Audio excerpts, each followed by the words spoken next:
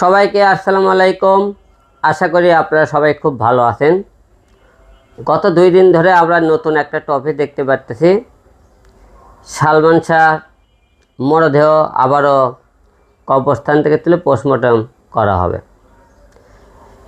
এই যে 2 দিন পর পর দেশের মধ্যে যেটা বিভ্রান্ত সৃষ্টি করা হইতেছে, যে সালমান শাহর ভক্তদের একটা মিথ্যে একটা আশ্বাস দেওয়া হইতেছে, এটা মনে হয় না করাই ভালো।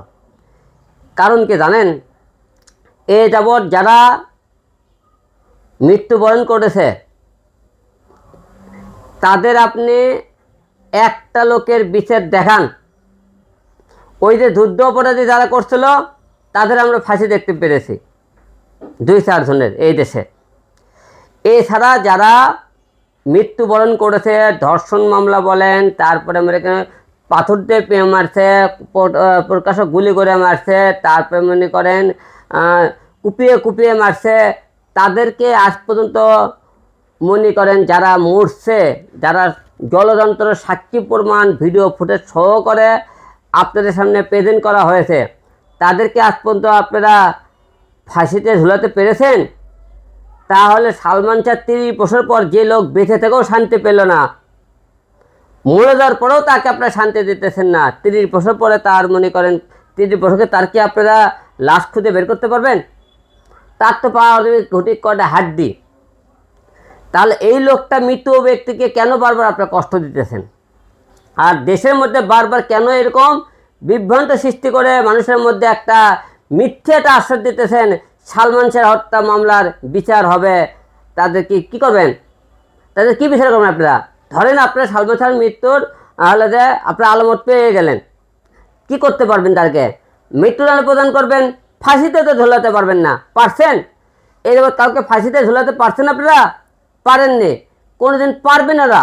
কারণ এ দেশের মনে করেন বিচার একটাই, ধরে নিয়ে যাবেন, কোর্টে চালান করবেন, মৃত্যুদণ্ড দেবেন। জেলখানাত তো আমি 4 বার জেলখানাত গিয়েছি। জেলখানাত কিন্তু আসামিরা খুব আরামেই ঘুম পাড়ে।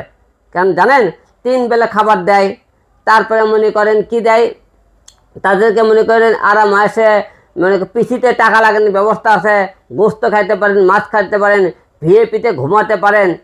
তাহলে মনে করেন আসামি তো মনে করেন আবার ক্ষমতা পেলে তারা জেল থেকে বেরিয়ে আসতেছে, জামিন হইতেছে। এছাড়া আর কি? এছাড়া আপনারা কী করতে পারবেন? তার সালমান শাহের এই মিথ্যা গুজব কয়েকদিন পর পরই আপনারা বাংলাদেশে এক মানুষের মধ্যে একটা বিভ্রান্ত ছড়াইতেছেন। সালমান শাহের মৃত্যুর রহস্য পাওয়া গেছে, তার বিচার করা হবে, তার আসামিদের ধরে কি করবে? মৃত্যুদণ্ড করতে পারবেন, ফাঁসিতে ঝুলাতে পারবেন।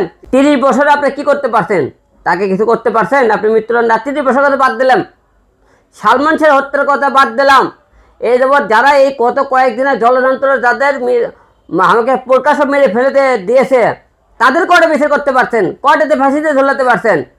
আপনার দেশের মধ্যে মিথ্যে বিভ্রান্ত সরে জনগণের মধ্যে আতঙ্ক সরাইন না। কারণ এই দেশের আইন প্রশাসন আপনারা কি করতে পারছেন ভালো করে জানেন। কাউকে ফাঁসিতে ঝোলাতে পারেননি, তাহলে এই দেশে থেকে মৃত্যুর ধর্ষণ কোনোদিন বন্ধ হবে না, আপনারা বন্ধ করতে পারবেন না যতক্ষণ পর্যন্ত মৃত্যুদণ্ড আসামিকে ফাঁসিতে না ঝোলাবেন। আপনারা বারবার এই সালমান শাহকে আপনারা মিথ্যে একটা গুজব ছড়াইন না বিষয়টা নিয়ে। তা আপনি দেশবাসীর কাছে অনুরোধ করবো, এই বিষয় নিয়ে আপনারা একটা কথা বলবেন, সালমান শাহের ভক্তগণরা যারা আমরা আছি আমাদের মনে মিথ্যে আশ্বাস দিন না। কারণ এই আসামিকে আপনারা ধরে নিয়ে মৃত্যুদণ্ড প্রদান করতে পারবেন, কিন্তু ফাঁসিতে ঝোলাতে পারবেন না। কি করে পারছেন 30 বছরে? করতে পারছেন?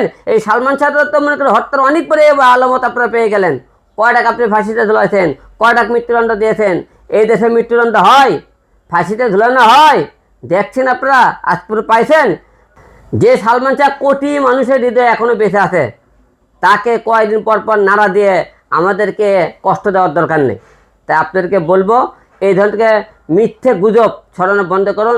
যে মানুষটা 30 বছরে মনে করেন মানুষের মনে আছে, মনে থাকতে দেন তাকে।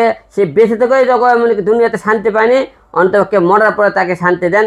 মিথ্যে এসব আপনারা নাটক বন্ধ করুন। তাই আপনাকে বলবো যে আমাদেরকে সালমান শাহ ভক্তরা যারা আছেন, ভাই আমি সালমান শাহ একটা ভক্ত, আপনারা আগে থেকে জানেন। তা আপনাকে মিথ্যে একটা আশ্বাস আমাদের মনে দিবেন না। দেশের মধ্যে এরকম বিভ্রান্ত সরাইবেন না, এটা আপনাদের কাছে বিশেষ অনুরোধ থাকলো।